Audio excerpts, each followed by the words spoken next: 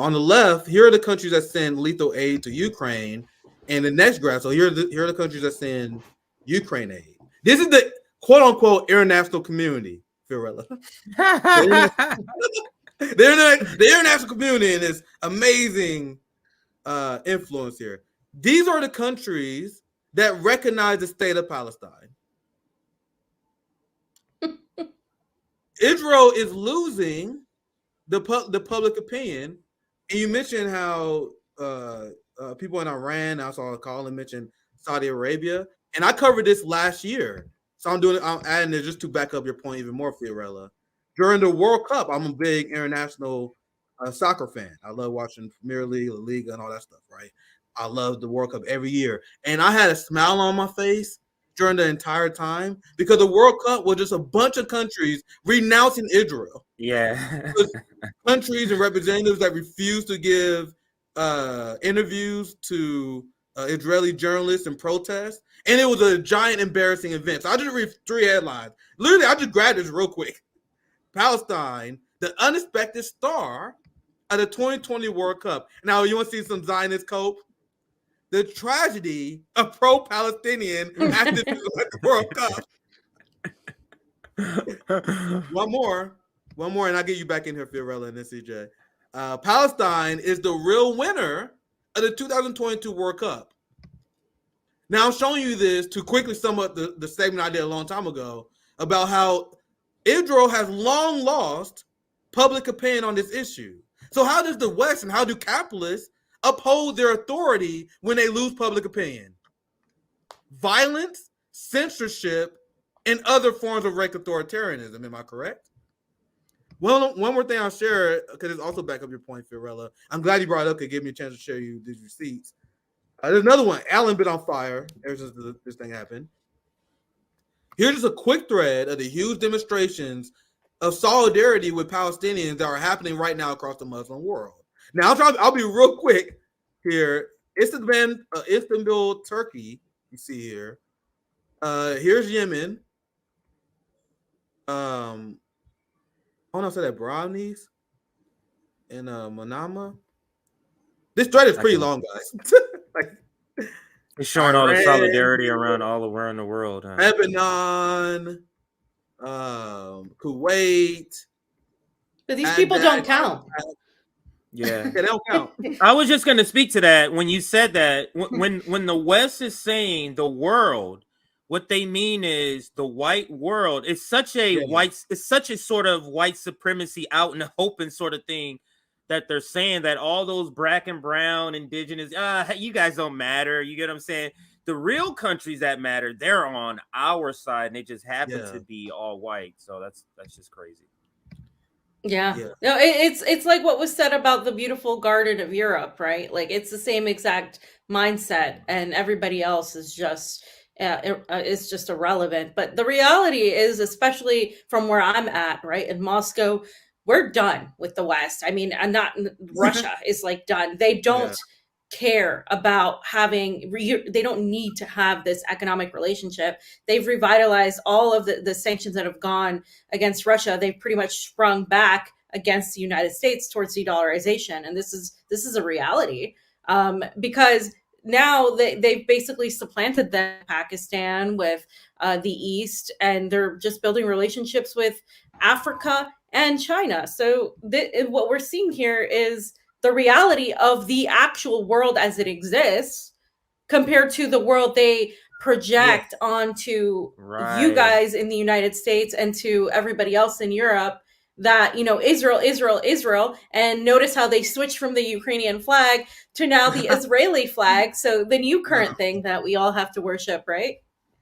Yeah, absolutely. So you guys see these are all the receipts of international solidarity. Now I'm gonna show you guys this as well, and this is another reason why people who take the side of the United States and Israel, they expose themselves as active agents of the empire. And one of the reasons why they lose in public opinion, because do you guys remember the UN resolution to make food a human right? You want to guess were the 2 countries that was like, nah, we're good on the whole food being a human rights thing? Israel and the United States. Meanwhile, this is the caucus that, well, this is the country, I should say, that the Democratic caucus loves. This is the country that RFK Jr. is running to be president of. The country that voted to make food a human right. Voted against it. So to show how propagandized that we are, there are people in this country that side with Israel over this. And Zionists are having meltdowns because not only there are demonstrations in Muslim countries, there are demonstrations in the United States. There were demonstrations in New York, Chicago as well. DSA, who we have a lot of criticism of, Richie Torres and a lot of Democratic Congress people are melting down because they had a pro-Palestine demonstration just to show the mindset of the Palestinians. Another thing I want to get your thought on, I want to pivot to what's going on right now in Israel. That was a good warm-up, first hour for us. Now let's get into the craziness that's going on. So we showed you guys how Israel essentially announced to the world we're about to commit war crimes that you guys never seen before. We're about to commit a genocide. We're about to purge these motherfuckers. We're going to do the final solution as endorsed by Nikki Haley. We're going to get to her soon. But she essentially called for the final solution on the Palestinian people. Now, to show you guys the depravity of Netanyahu and Zionists, you want to know what Benjamin Netanyahu said? He said, we're about to do this operation where we're essentially going to kill everybody. We're going to have indiscriminately attack anyone who is part of the Palestinian resistance, or principally anyone, children, women.